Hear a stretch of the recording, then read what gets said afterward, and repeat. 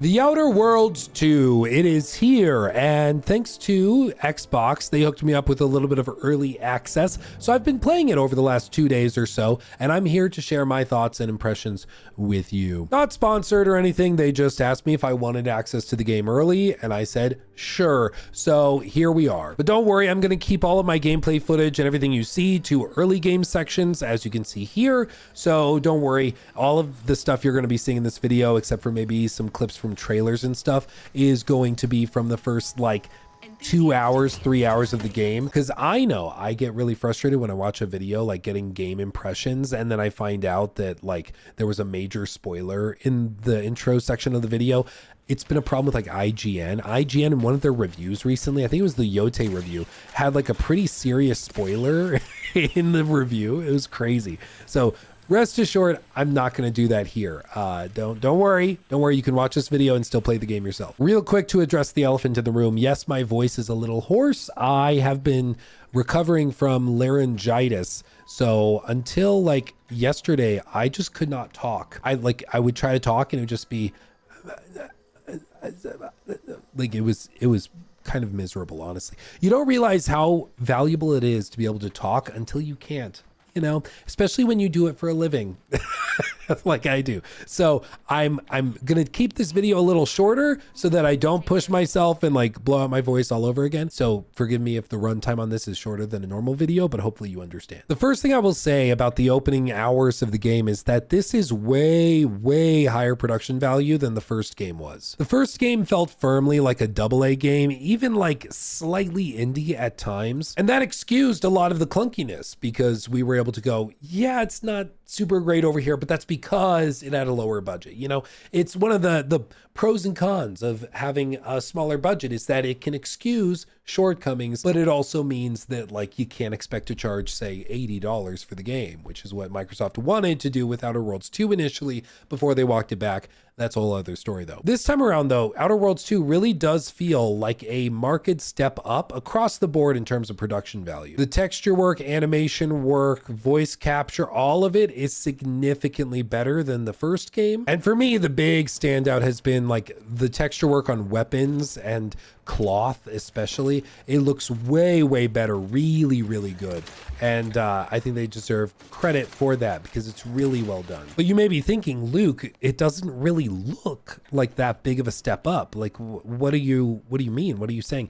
Well, I think that this is actually one of the problems with recent games and their presentation and marketing and stuff is that they go to companies like IGN and they will provide them access to their game to record some gameplay footage. And then IGN has a few interns that frankly don't know what the hell they're doing when it comes to encoding videos. And so they put out something that's blurry and over compressed, and then people complain that the materials look flat, the texture work doesn't seem good, etc. And this is in part because there's sort of diminishing marginal returns on all of these graphical and fidelity improvements. As you get closer and closer to high fidelity with like 8K textures or nanite and all this stuff, the level of detail that you can appreciate in a YouTube video drops significantly, right? Because there's only so much that's actually going to get compressed and delivered to the end viewer. But when you're playing the game, or if you encode it with a stupid high bit rate, you can actually appreciate those little bits of detail. I also think that certain art styles don't really do high fidelity justice. Like, they kind of cover it up. Like, I don't know what it is about this particular art style, but it just feels sort of outdated and antiquated. I don't know how to explain it. I don't know how to put it into words, frankly, but there's just something about this that feels like Avowed, but in space, you know? And for some people, maybe that's exactly what they're hoping for. For me, I see it and I'm like, you know, just, Maybe it's just because so many games have tried to do the like, it's vivid, but also it's falling apart. And so now it just doesn't feel special. It's just like, been there, done that, seen that before. And it's the same kind of thing that Avowed did. Like Avowed, that initial trailer, if you remember that one, it was crazy cool, but it was very dark and like scary almost. And then when they finally revealed Avowed later, it was way more colorful and bright, and it just did not have the same vibe at all. And this game, having been made by the same team at Obsidian, I'm sure shares some of the same directorial inspirations and a lot of the same maybe artists or assets and things. And so I'm sure that that was also just a reason why they doubled up on it, because the fact that Obsidian is releasing 2 games in the same year, that's just kind of insane. But that's what they've done with Avowed earlier this year and now Outer Worlds 2. Really makes me wonder if they're like clearing their schedule for something else. Like, are they prepping for a New Vegas remake or something? That would be crazy. They certainly seem to have a lot of developers available after putting these games out. But beyond just presentation, I think gunplay has also seen a significant overhaul. It's way tighter, hitboxes are more accurate, and there's a ton of weapon customization as well. In terms of roleplay, there's a bunch of different skills for you to choose from and that you can assign points to. In this early save file, you can see I've put some into lockpick and speech. You can also see that there's a bunch of different perks for you to choose from, and they've even built in a reputation system where you can build out your reputation with different factions that save you money on things at vendor shops. So if you have a really good reputation, they'll pay you more and you will spend less on buying their goods. And the opposite is true for vendors you have bad reputation with. And because I chose one of the early perks, which is witty, I can never drop below this threshold into the negative with factions with my reputation, which is again just a really cool roleplay component that because I chose that, now I can never drop below that. It's just this kind of thing that customizes your character. I love it. They also have a new system called flaws and traits. And these are basically things that affect your character in fun, unique ways. Some of them are positive, some of them are negative, and some of them are both. For example, when you're stealthing, you can have a flaw or trait that's called bad knees. When your character has this, you actually move faster from the start of the game all the way through to the end. But every time you stand up from a crouched position while stealthing, your knees crack and they alert enemies around you, which is, it's just funny. It's very relatable too. Or another one is a trait called dumb. If your character gets the dumb trait, you are so stupid that you unlock a bunch of very unique dialogue options, but also like puzzle solutions. Like you're trying to figure out how to fix this computer and you decide to hit it with a hammer. Or the example used in some articles I read about the game said that there's like a puzzle where you can't get a fuse box to arc properly. And you could go and find the fuse and replace it to connect power and do everything from there. But if you have the dumb trait, you can just shove a sausage that you have in your inventory into the fuse box and that arcs it and then you get power restored. So like there are even dumb solutions to some of these puzzles, which is just honestly really fun and cool. And it's these types of just stupid fun role play experiences that have kind of been lost in a lot of games. Like every game is trying to be so serious and so intense and have really witty but also sarcastic writing at the same time that the fun factor is just kind of lost. And I think Obsidian was really trying to recapture what made New Vegas feel so fun and so unique, which was that there were so many options before you and they let you just kind of do whatever you want, even if it meant sort of breaking the game for yourself. So overall, when it comes to roleplay, I think there's a lot more depth and complexity here than there was I think even in something like Avowed, which the fact that Avowed even exists is kind of remarkable because Avowed was supposed to be a multiplayer like co-op game, and it's actually fascinating because it shares a lot of development history with like Dragon Age Veilguard. So the fact that Avowed even launched as a single player game is kind of amazing, but this I feel works much better as a single player RPG. But there are a couple of caveats to that, which is mainly with the writing. Like I still feel as though Outer Worlds is trying to figure out what its identity is. The first game was sold primarily on it coming from the same studio that did New Vegas, and it was basically Fallout in space, and that's what it was sold as and sort of pitched as. And then as time went on, they tried to find their own identity, and it ended up sort of being its own thing, but also not. And then this game also still feels like it's trying to figure out what it is. It's very irreverent. It makes fun of big corporations. It makes fun of like bad healthcare systems, which hits a little close to home for many people. And I like that's all fine and dandy, but it just feels very, I don't know, there's something about it where it feels almost sort of like pandery, you know, when it's like, yeah, corporations are bad and healthcare is bad for when you have to pay so much for it that, you know, we'll reject your claim and you'll just die. Like, I get it. You're doing that to be like witty because it's supposed to be like, that's what my life is like. But personally, I kind of play games to escape reality. Like I play games to not think about real world problems of high healthcare costs, student loans, and corporate overreach. Like I get it, it's relatable, but are you being silly, goofy sci-fi, or are you being like gritty reflection of real American society? I don't know. And it just kind of leaves me feeling like, okay, with a lot of this stuff where it's like trying really hard to be witty and to comment on the state of corporate America.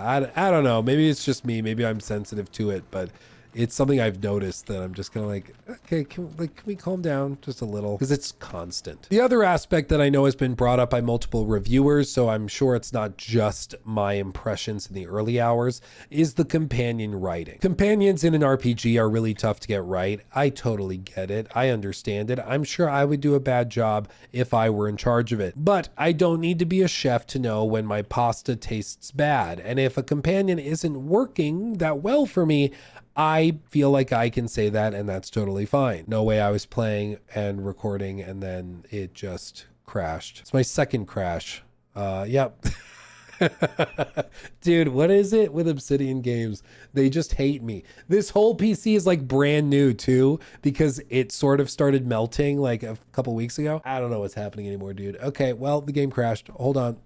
I gotta reboot. To be fair, I still haven't seen a number of the companions, so this could totally change as time goes on. But so far, I've just found a lot of them to be very bland and largely uninteresting. Like in my view, in these types of games, companions are characters within these worlds that you're choosing to go on an adventure with. They should be people that you want to spend time with, want to find out more about. But often in Obsidian games, at least recently, they end up being so milquetoast or boring or monodimensional. And they're just like, I am the rough and tumble brute that's misunderstood because my family died. And there is literally nothing beyond that. It's just like they wrote it on a post-it note, what their character is, and that's the whole thing. There's no complexity, there's no nuance, and it makes it tough and frustrating to explore an entire game with them when there's just not much reason to talk to them, you know? Like, I'm not saying every character needs to be Cass from Fallout New Vegas, who's one of my favorite companions in all of like these types of RPG games, these like BGS Obsidian-esque RPGs and adventure games. But if they could be close to it, I would appreciate it. I just want complexity and depth. I want to talk to a character and find out something new about them that I didn't know before. I want to talk to them because they have something interesting to say and they're always captivating and compelling, you know, or they have something funny and witty to say. But like, I understand that's a tall ask. So far in Outer Worlds 2, I haven't found a companion that I'm like into talking with. I'm just kind of like, okay, no, what are your stats? Okay. Like, what can you do? Okay, that works. That works. You know, it's not really companion, it's more of a gameplay tool. But overall, I'm having a really good time and the game is really polished, besides the 2 crashes I found, one of which you just witnessed. And I'm really enjoying it. I'm really liking it and I can't wait to play more. Oh, the other thing I was going to mention, which is that like wandering around the map trying to find little like hidden knickknacks or treats or things, there's just not really a lot. Like I really think that they could take a nod from BGS's open world design, because it feels like there should be something right here. You know, there's like something hidden in the crack in the dark and you get it, your hand in there and you find something cool, you know? Give me something cool in a crack. But there isn't really a whole lot of things hidden in the nooks and crannies around the map. I've been running around while filming this video. I haven't really found anything. And even now as I'm running around and when I was not filming and playing the game just plainly, I didn't really find much of anything hidden around the map. It's just pretty much main POIs and objectives for later quests. And that's about it. There's not a whole lot of reason to explore in those lesser trodden areas. Oh, look at the kill cam though. Again, the gunplay has seen a major improvement and I think they deserve a lot of credit. No way. Did it just crash again?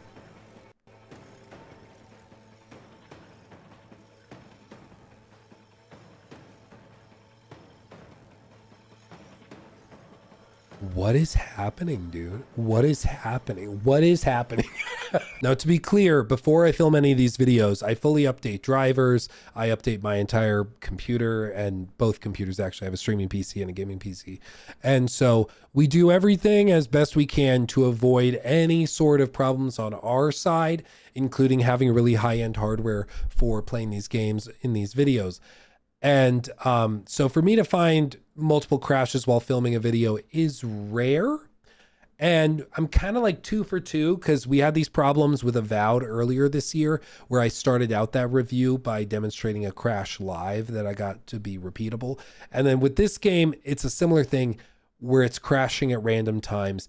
I don't know why. Maybe other people have experienced this in reviews and stuff and have mentioned it. I'm not sure, but this is kind of silly. Twice in a video, boom. There we go. But I will say, despite the crashes, I am having a good time. And thankfully, it's quick to reboot and just keep going. Other than the crashes, it's working great. And maybe that's just like a driver issue they'll patch out on like launch day, day 1 or something. I don't know. But I'll keep it in the video because it happened and I'll share it with you.